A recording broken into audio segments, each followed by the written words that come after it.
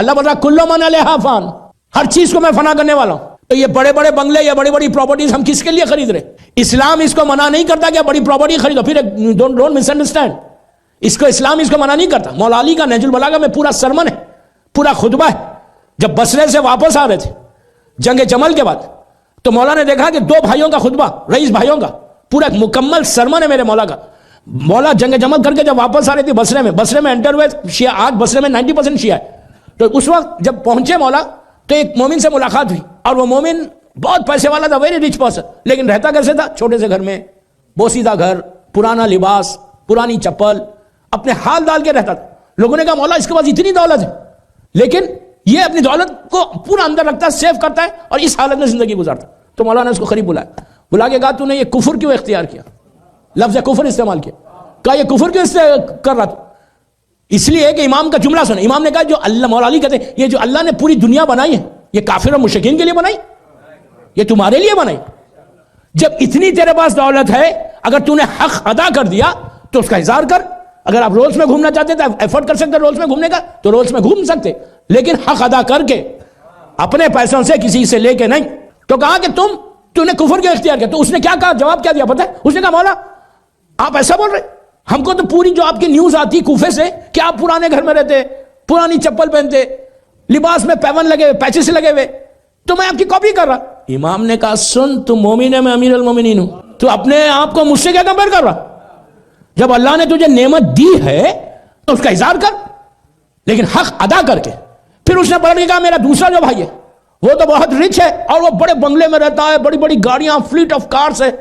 میں صرف سمجھانے کی آپ کی لینگویج میں بات کر رہا ہوں، اس لیے کہ آج کل تو مدیس ہر چیز ٹیپ ہو رہی ہے، ہر چیز یوٹیوب پہ جاتی، بولیں گے مولانا بتا دیے 1400 سال پہلے کارز تھے. نو، آئی ڈونٹ مین دیٹ.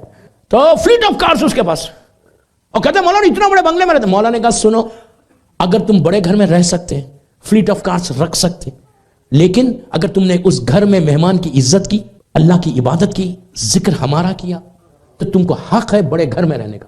اب بڑا گھر رکھ کے مہمان کی عزت، یہ بہت امپورٹنٹ بات ہے. خاندان والوں کی عزت اگر ہے تمہارے پاس تو وائی ناٹ. اس لیے کہ یہ دنیا جو بنائی اللہ نے ہمارے لیے بنائی، کسی اور کے کافر و مشرکین کے لیے نہیں بنائی. اتنی سجی ہوئی دنیا کس کے لیے بنائی؟ لیکن اتنا سجا کہ اللہ بول رہا میں تباہ کر دوں گا، ختم کر دوں گا، باقی نہیں رکھوں گا. اگر اللہ یہ بول دیتا کہ رکھوں گا تو ہر آدمی فرعون بن جاتا، ہر آدمی نمرود بن جاتا. اس لیے کہ غرور تک ہم کو معلوم ہوتا. یہی تو پوچھا تھا رسول سے کہ موت کو کیوں رکھا اللہ نے؟ وائی، موت کیوں ہے؟ موت رکھا دوسروں کو میسج کے لیے، عبرت کے لیے. آپ سوچیں موت کو کیوں رکھا اللہ نے؟ موت کو رکھا صرف اس لیے کہ دوسروں کو عبرت ہو، دوسروں کو پیغام پہنچے کہ یار یہ اتنا اچھا انسان چلا گیا، اور گیا بھی تو ایسا گیا کہ پلٹ کے بھی نہیں پوچھ رہا، یہ حشر ہو گیا. یہی بات رسول سے پوچھی گئی کہ پلیز غور سے سنو کہ یا رسول اللہ نے جو موت کو رکھا اور یہ ملک الموت کو جو پیدا کیا، اور یہ جو روح کا پروسیس ہے، میں روح کا پروسیس نہیں بتا رہا، اللہ نے بتا کیوں نہیں دیا ہم کو کہ تم اس دن مرو گے، تم اس دن مرو گے، تم اس دن مرو گے؟ ہم جیسی پیدا ہو اللہ نے ہم کو بتا دے کہ بھائی تم آج پیدا ہوئے نا، تم 70 ایئرس رہو گے دنیا میں، تو کتنا اچھا نہیں ہوتا؟ ہم پریپیئر تو ہوتے، تیاری تو کرتے. اگر بتا دیتا تو کتنا اچھا تھا. تو پورے مسلمانوں نے کہا یا رسول اللہ بڑا اچھا سجیشن ہے، اب اللہ کو بولے کہ اللہ کم از کم اب بتا دے کہ بھائی دیکھو یہ آدمی تم اتنے سال رہو گے، اتنے سال رہو گے، اتنے سال رہو گے. تو ہم بڑے پریپیئر رہتے، ہم تیاری کرتے. یہ اتنا سسپینس رکھ دیا موت میں کہ پتہ ہم کو ہی نہیں پتا ہے کہ ہم مرنے والے کب ہے. تو رسول نے مسکرا کے کہا اس کا نہیں بتانا اس کی رحمت ہے، نہیں معلوم ہے مرنا کب ہے تو یہ حشر ہے ہمارا. معلوم ہو جاتا کہ ماریں گے کب تو پھر تو ویری امپورٹنٹ ہے. ہم کو نہیں معلوم ہے، اس کے بعد ہمارا یہ حشر ہے. اللہ کہہ رہا ہے کہ برزخ میں، تو برزخ میں سب کو جانا. اچھا اب ہے کیا برزخ؟ 4 دن سے آپ پوچھ رہے ہیں مجھ سے کہ برزخ برزخ تو بولے، لیکن واٹ از برزخ؟ میں نے ایک جملہ بولا تھا، ایک پردے کا نام ہے برزخ، ایک کرٹن کا نام، جو 2 چیزوں کو ڈیوائڈ کرے. یہاں تک بولا تھا میں نے. ایک کرٹن ہے بیچ میں، 2 چیزوں کو ڈیوائڈ کرتی. کون سی 2 چیزوں کو؟ اس دنیا کو اس دنیا سے. پلیز غور سے سننا. اب میں برزخ کو ایکسپلین کر رہا کہ واٹ از برزخ، کیسے برزخ ڈیوائڈ کرتی. مولا علی سے سوال ہے، میرے مولا سے سوال ہے کہ مولا برزخ کیا؟ تو امام علی نے کہا برزخ یہیں پر ہے. روایت میں اس راوی نے پوچھا کہ مولا کتنے لوگ ہیں برزخ میں؟ تو جناب آدم کے زمانے کے آج تک کاؤنٹ کر سکتے ہیں آپ. اس وقت اگر آپ دنیا میں پوچھیں کہ پوری دنیا میں کتنے لوگ ہیں تو اپروکسیمیٹلی آپ بتا دیں گے کہ چائنا میں اتنے، انڈیا میں اتنے، امریکہ میں اتنے، کینیڈا میں ایک اپروکسیمیٹلی ایک فگر آئے گا کہ اتنے بلین، اتنے ٹریلین لوگ دنیا میں رہتے. آج کے دور میں بتا سکتے. لیکن کیا آپ 100 سال پہلے جو پاپولیشن تھا دنیا کا بتا سکتے؟ 1000 سال پہلے جو پاپولیشن، پلیز غور سے سنو، 1000 سال پہلے جو پاپولیشن تھا بتا سکتے؟ نہیں بتا سکتے. اور روایت کا جملہ ہے کہ برزخ، ابھی کوئی آدمی جنت میں نہیں گیا. آپ اٹلانٹا میں دفن کرو، جمال پور میں دفن کرو، تاج پور میں دفن کرو، پارٹی میں کہیں دفن کرو، وہ جاتا کہاں؟ برزخ میں جاتا. تو ہے کہاں وہ برزخ؟ کدھر ہے وہ برزخ؟ علی سے پوچھا گیا کہ مولا لیٹ می نو کہ ویئر از برزخ، کہاں ہے کہاں؟ امام کہتے ہیں یہیں پر. کہا مولا 20,000 سال اپروکسیمیٹلی 20,000 ایئرس کی جتنے انسان ہیں، جتنے قابیل سے لے کر آج تک، قابیل سے لے کر اس زمانے میں دنیا کا پاپولیشن صرف 4 آدمی کا تھا. نبی آدم، بی بی حوا، قابیل اور حابیل. 4 آدمی کے پاپولیشن سے آج ٹریلینز لوگ یہاں پہ ہیں دنیا میں. تو کہا مولا یہ پورا جو پیریڈ گزرا وہ سب مر گئے. کہاں گئے؟ جس میں مومن بھی تھے، کافر بھی تھے. تو امام نے کہا برزخ میں گئے. تو راوی پورا مجمع بھرا ہوا، مولا علی ایکسپلین کر رہے واٹ از برزخ. امام نے کہا برزخ یہی پلانٹ میں. لوگوں نے کہا کوئی اور پلانٹ ہے، کہ کوئی دوسرے پلانٹ میں ہے برزخ؟ کا نہیں، اسی پلانٹ میں. تو مولا ہم کو وہ لوگ نظر نہیں آتے، ہمارا باپ نظر نہیں آتا، ماں نظر نہیں آتی، بھائی بہن رشتہ دار کوئی نظر نہیں آتے. مر گئے. خالی ہمارے اس گریو یارڈ میں ایک خبر بنی ہوئی ہے، اس کے علاوہ کچھ نہیں ہے. اندر کیا ہے؟ 20 سال کے بعد ہم دوسرے کو لا کے دفن کرتے. ہمارے باپ کی تو باڈی بھی نہیں دکھتی. باڈی 20 سال میں تم نے اپنے باپ کو اپنے ہاتھ سے دفن کیا تھا. 20 ایئرس میں جا کے جب نیچے دیکھتے تو کچھ نہیں رہتا.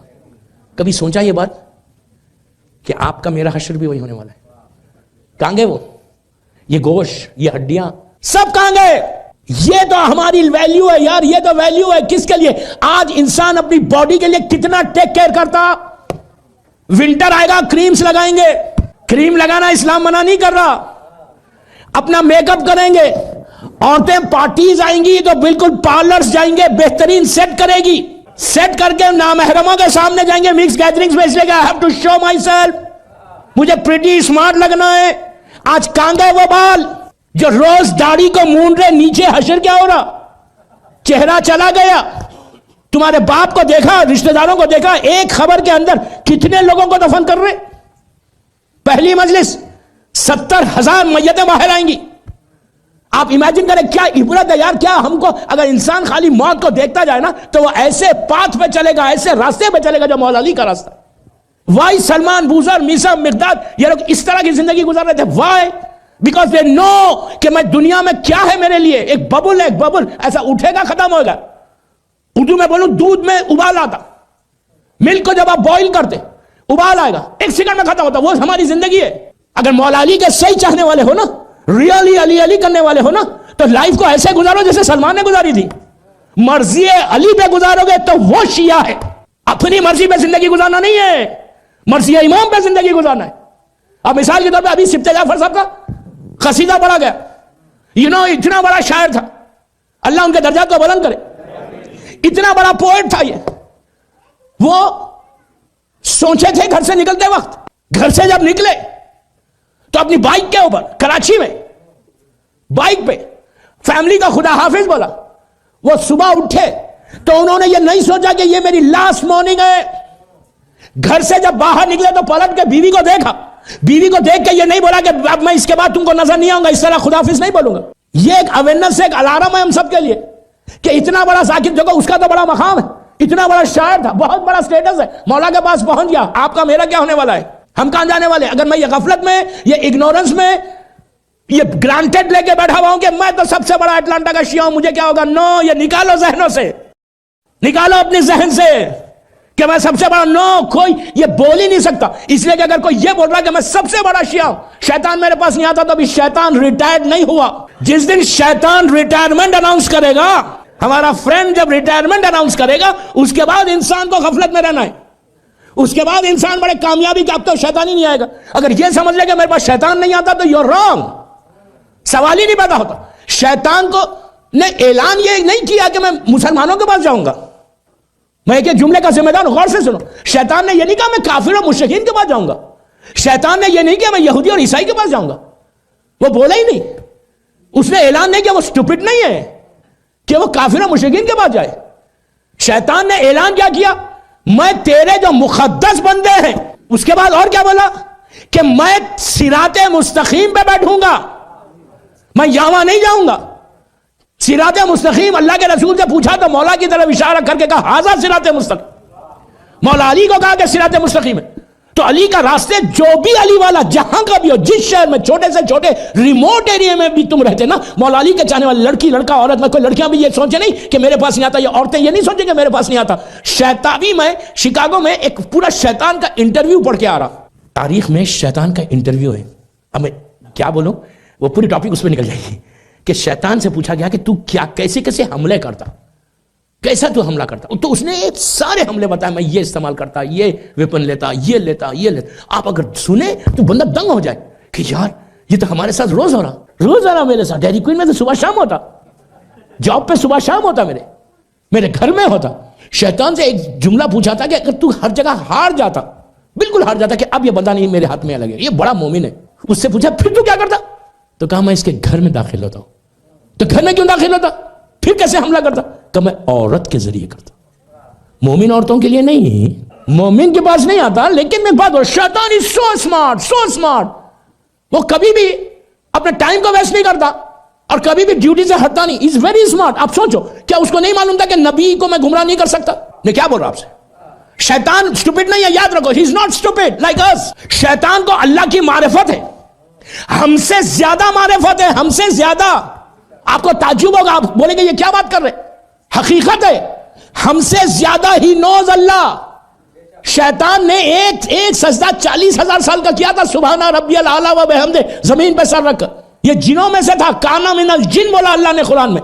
اس کے سارے ساتھیوں کو اللہ نے ختم کر دیا تھا. یہ اکیلا جن تھا جو عبادت کر رہا تھا اللہ کی, اور ایسی عبادت. آپ سوچو, اتنی عبادت کی کہ اللہ نے اس کو اٹھا کے پہلے آسمان پہ ملائکہ کے ساتھ بٹھا دیا.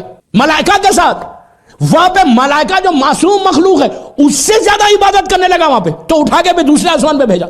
تیسرے, چوتھے, پانچویں, چھٹے, بالکل اوپر عرش پہ پہنچ گیا. ٹاپ براس کے جہاں ملائکہ تھے, جبرائیل, میکائیل, اسرافیل, اسرائیل, بڑے بڑے جو ملک بیٹھے ہوئے تھے نا, ان کے ساتھ بیٹھنے لگا. آپ امیجن کریں, جبرائیل کے ساتھ, مذاق ہے, جبرائیل جو سردار ہے, کمانڈر ہے تمام اینجلز کا, اس کے اتنی طاقتور اللہ کی قوم, اس کے بازو بیٹھنے لگا. ایک بات کا پتہ چلا نا, کسی کے ساتھ بیٹھنے سے اس جیسا نہیں ہوتا. بیٹھا, بات کرنے لگا. شیطان نے اپنی آنکھوں سے جنت کے باغات کو دیکھا, گارڈنز آف ہیون کو. شیطان نے اپنی آنکھوں سے جہنم کے شعلوں کو دیکھا. شیطان نے اپنی آنکھوں سے پل صراط کو دیکھا. اتنا سب کرنے کے بعد ایک سجدہ نہیں کیا. جب اللہ نے کہا کہ گیٹ آؤٹ فرام ہیئر, اڑ گیا, ڈائریکٹ بات کرنے لگا. کہنے لگا پروردگار, میں نے تیری اتنی عبادت کی, what are you going to give me? Demand کر رہا تھا, what are you going to give me? میں نے تیری اتنی عبادت کی ہے. وہ اتنا کریم ہے, اس نے کہا کیا چاہیے تجھے, what do you want? تو کہا سنو, مجھے لائف چاہیے, زندگی. سنو آپ, زندگی چاہیے. میرا رزق بند نہیں ہونا چاہیے, رزق بند نہیں ہونا چاہیے, مجھے رزق ویسے ملنا چاہیے, اور مجھے ہر جگہ مجھے پرمیشن کہ میں کہیں بھی چلے جاؤں. آپ کو معلوم, جو جسم میں خون دوڑتا نا, بلڈ اس سپیڈ سے تمہاری باڈی کے اندر انٹر ہوتا, وہ جیسے باڈی کے اندر آپ کا بلڈ سرکولیشن رہتا نا, اس سے تیز انٹر ہو جاتا آپ کے پاس. اس نے کہا کہ مجھے کوئی چیز کی رکاوٹ نہیں چاہیے, دیواروں میں چلا جاؤں, جنگلوں میں چلا جاؤں, مجھے طاقت عطا کر. میں نے تیری عبادت کی ڈیمانڈ کرنے لگا, یہ کنڈیشن, یہ کنڈیشن, یہ کنڈیشن, یہ کنڈیشن. اس کے بعد کہا مجھے قیامت تک زندگی دے. کہا نہیں, وقت معلوم تک زندگی ملے گی. ہر ڈیمانڈ کو اللہ نے ایکسپٹ کیا, اس لیے کہ اللہ ہے, وہ جانتا کوئی بھاگ کے جائے گا کہاں جائے گا. میری حکومت تو میری ہے. اتنا اسمارٹ, ہم کو چھوڑے گا, علی والوں کو نہیں چھوڑے گا. یقین کرو میری بات پہ. جو آج ہمارے گناہ ہو رہے, جو آج ہم نے موت کو بھلایا, جو آج ہم نے برزخ کو بھلایا, ہاؤ, کیسے بلایا؟ شیطان کے حملے جو مسلسل ہمارے اوپر کر رہا, اور ہمارے ذہن کے اوپر, مومن کے اوپر ایسا پردہ ڈالتا, ذہن کے اوپر, دل کے اوپر ایک پردہ آ جاتا. واٹ از برزخ؟ دنیا ایک بڑا فیمس سلوگن ہے سب کا. یہاں والوں سے میری ابھی بات نہیں ہوئی اس ٹاپک پہ. ارے مولانا زندگی ایک دفعہ ملتی ہے, انجوائے کر لینے دے. یہ بہت کامن سلوگن ہے. ارے مولانا زندگی تو ایک ہی دفعہ ملتی. مومن کی زندگی ایک نہیں ہے, دو ہے. مومن کو دو زندگی, یہ زندگی نہیں, ایک زندگی یہ ہے, ایک زندگی امام علی کے ساتھ گزارنا ہے. ایک زندگی یہ ہے, ایک زندگی کربلا میں گزارنا ہے. ابھی آپ نے زیارت عاشورہ میں پڑھا کہ یا سار اللہ وابن سار والوتر الموتور, کہ حسین تمہارے اور تمہارے بابا کے خون کا بدلہ بھی باقی ہے. یہ ہمارا جذبہ ہے کہ انشاءاللہ جب خون کا بدلہ لیا جائے گا, امام زمانہ لیں گے انشاءاللہ, تو ہم امام کے لشکر میں شامل ہوں گے انشاءاللہ. ہم مر بھی جائیں گے تو میرا مولا مجھے اٹھائے گا. میری ٹاپک امام زمانہ نہیں ہے, ورنہ پورے امام زمانہ پہ پورا عشرہ پڑھ کے آپ کو بتاؤں کہ کیسے کیسے حالات سے انسان اٹھایا جائے گا. اس کے لیے میری ایک ریکویسٹ ہے آپ پورے سب سے, کہ اگر really if you want to really get up, مولا کے ساتھ اٹھنا چاہ رہے نا, اٹھنا چاہ رہے مولا کے ساتھ. تو یہ جب جملے پہ جب پہنچو یا سار اللہ اپنا سارے والوتر الموتور کے اوپر, تو ایک لمحہ رکو, ایک سیکنڈ رکو, رک کے امام سے دعا کرو کہ مولا جب آپ انشاءاللہ ظہور کریں گے تو ہم کو اٹھانا. اس کے بعد دعائے عہد. دعائے عہد میں نے اس سے پہلے بھی بولی تھی, آج پھر ریپیٹ کر رہا کہ دعائے عہد کو کوئی چھوٹی دعا مت سمجھو. مجھے معلوم کہ لوگ اتنے پابند نہیں ہوئے دعائے عہد کے. دعائے عہد تمہاری برزخ کے لیے بھی بہت آسان بنے گی, تمہاری دعائے عہد تمہارے قیامت کے لیے بھی آسان بنے گی. آپ پوچھیں گے دعائے عہد سے برزخ کیسے ٹھنڈی ہوگی, دعائے عہد سے خبر میں کیسے پرابلم کم ہوں گے. تو دعائے عہد چھٹے امام جعفر صادق علیہ السلام یہ کہتے ہیں دعائے عہد پلیز اس کو کوئی چھوٹی دعا مت کر سمجھو. آپ اگر کل سے شروع کریں تو کل سے اگر تم شروع کرو اور 40 دن دعائے عہد پڑھو تو یہ اس دعا میں خبر ٹھنڈی ہوتی, موت اچھی ہوتی, برزخ صحیح ہوتی, خبر کے اندھیرے دور ہوتے, قیامت تک تم کو آرام ملتا. یہ ایک دعا ایسی ہے 40 دن پڑھنے کی. 40 دن اس لیے پڑھو کہ تم امام کے لشکر میں شامل ہو. اگر تم ڈیلی پڑھتے رہو, آپ کو معلوم ہے وہ 1.5 پیج کی زیادہ بڑی دعا نہیں ہے. یہ دعا وہ ہے دوستو کہ تمہارا بزنس میں تم گرو کر سکتے, تمہاری دعا جلدی قبول ہوگی, تمہاری زبان سے جو کلمات نکلیں گے وہ اللہ کی بارگاہ میں جائیں گے. میں ابھی اس کے ریزننگ دیتا کہ کیوں ہوگا یہ دعا میں اتنی امپورٹنس کیوں ہے. اس لیے کہ جتنی ہماری دعائیں رکتی ہیں, جتنے آبسٹیکلز آتے, ابھی میں نے کہا کہ زیارت عاشورہ کا وہ عمل سارے ہرڈلز کو دور کرنے والا, جب تم آگے پیچھے بڑھتے ساری جو رکاوٹیں وہ دور ہوتی. اور دعا عہد کے بارے میں یہ ہے کہ دعا عہد پڑھنے سے تمہارے آبسٹیکلز رکاوٹیں ساری دور ہوتی. اس لیے کہ جو ہماری دعا اللہ تک نہیں جاتی, جو دعا امام تک نہیں جاتی, اس کا ریزن یہ ہے کہ ہمارے گناہ ہیں. گناہوں کی وجہ سے آپ پکارتے بالکل چھت تک جا کے واپس آ جاتی. اور دعا عہد کے بارے میں یہ ہے کہ کوئی شخص اگر دعا عہد ڈیلی پڑھے تو اس کا ایک ایک ورڈ, ایک ایک جملہ, ایک ایک جملے کے بدلے میں اللہ تمہارے 1,000 گناہ معاف کرتا. وہاں پہ 1,000 یا 2,000 جملے ہوں گے. تو آپ سوچو ایک دعا تمہارے ہزاروں گناہوں کو معاف کر رہے. دعائے کمیل میں بھی آپ نے سنا مولا علی نے جو دعائے کمیل میں ہم کو تعلیم کیا دی کہ سب سے پہلے اپنے گناہوں کو معاف کرواؤ, فارگیونیس کے لیے دعا کرو, اللہ سے بولو کہ فارگیو کرے. اور پہلے مولا نے حاجت کو نہیں پیش کیا. دعائے کمیل کے اسٹائل کو دیکھو, مولا علی نے جس اسٹائل کے ساتھ, جس طریقے کے ساتھ, جس انداز کے ساتھ دعا مانگی ہے. آپ میں بار بار اس سے پہلے بھی بولا تھا یہاں پہ